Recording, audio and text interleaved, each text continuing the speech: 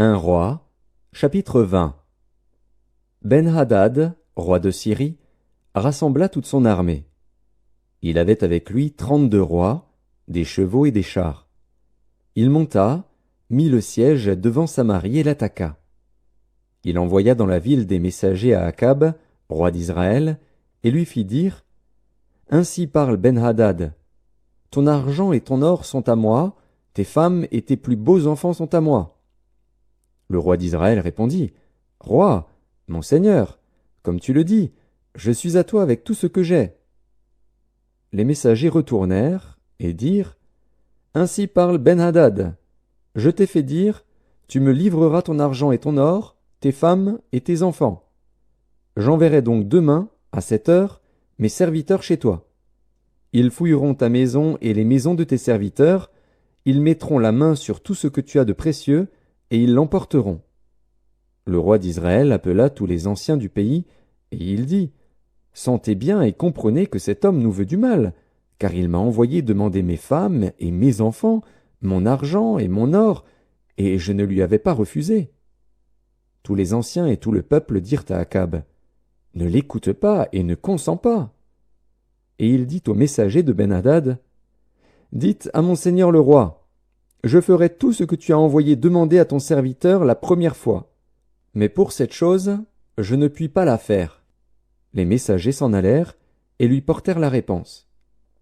Ben-Hadad envoya dire à Akab « Que les dieux me traitent dans toute leur rigueur, si la poussière de Samarie suffit pour remplir le creux de la main de tout le peuple qui me suit. » Et le roi d'Israël répondit « Que celui qui revêt une armure ne se glorifie pas comme celui qui la dépose. » Lorsque Ben-Hadad reçut cette réponse, il était à boire avec les rois sous les tentes, et il dit à ses serviteurs « Faites vos préparatifs. » Et ils firent leurs préparatifs contre la ville.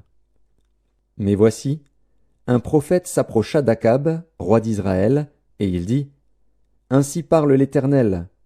Vois-tu toute cette grande multitude? Je vais la livrer aujourd'hui entre tes mains, et tu sauras que je suis l'Éternel. » Akab dit « Par qui ?» Et il répondit « Ainsi parle l'Éternel, par les serviteurs des chefs des provinces. » Akab dit « Qui engagera le combat ?» Et il répondit « Toi. » Alors Akab passa en revue les serviteurs des chefs des provinces, et il s'en trouva 232. Et après eux, il passa en revue tout le peuple, tous les enfants d'Israël, et ils étaient 7000. Ils firent une sortie à midi. Ben-Hadad buvait et s'enivrait sous les tentes avec les 32 rois, ses auxiliaires. Les serviteurs des chefs des provinces sortirent les premiers. Ben-Hadad s'informa, et on lui fit ce rapport. « Des hommes sont sortis de Samarie. » Il dit, « S'ils sortent pour la paix, saisissez-les vivants, et s'ils sortent pour le combat, saisissez-les vivants. » Lorsque les serviteurs des chefs des provinces et l'armée qui les suivait furent sortis de la ville, chacun frappa son homme, et les Syriens prirent la fuite. Israël les poursuivit. Ben-Hadad, roi de Syrie, se sauva sur un cheval, avec des cavaliers. Le roi d'Israël sortit, frappa les chevaux et les chars, et fit éprouver aux Syriens une grande défaite. Alors le prophète s'approcha du roi d'Israël, et lui dit « Va, fortifie-toi, examine et vois ce que tu as à faire, car, au retour de l'année, le roi de Syrie montera contre toi. » Les serviteurs du roi de Syrie lui dirent « Leur Dieu est un Dieu de montagne. C'est pourquoi ils ont été plus forts que nous. Mais combattons-les dans la plaine, et l'on verra si nous ne serons pas plus forts qu'eux. Fais encore ceci. Ôte chacun des rois de son poste, et remplace-les par des chefs. Et forme-toi une armée pareille à celle que tu as perdue, avec autant de chevaux et autant de chars. Puis nous les combattrons dans la plaine, et l'on verra si nous ne serons pas plus forts qu'eux. » Il les écouta, et fit ainsi. L'année suivante, Ben-Hadad passa les Syriens en revue, et monta vers Aphek pour combattre Israël. Les enfants d'Israël furent aussi passés en revue. Ils reçurent des vivres, et ils marchèrent à la rencontre des Syriens. Ils campèrent vis-à-vis d'eux, semblables à 2 petits troupeaux de chèvres, tandis que les Syriens remplissaient le pays.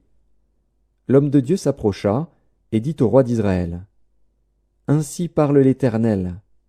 Parce que les Syriens ont dit, l'Éternel est un Dieu des montagnes et non un Dieu des vallées, je livrerai toute cette grande multitude entre tes mains, et vous saurez que je suis l'Éternel. Ils campèrent 7 jours en face les uns des autres.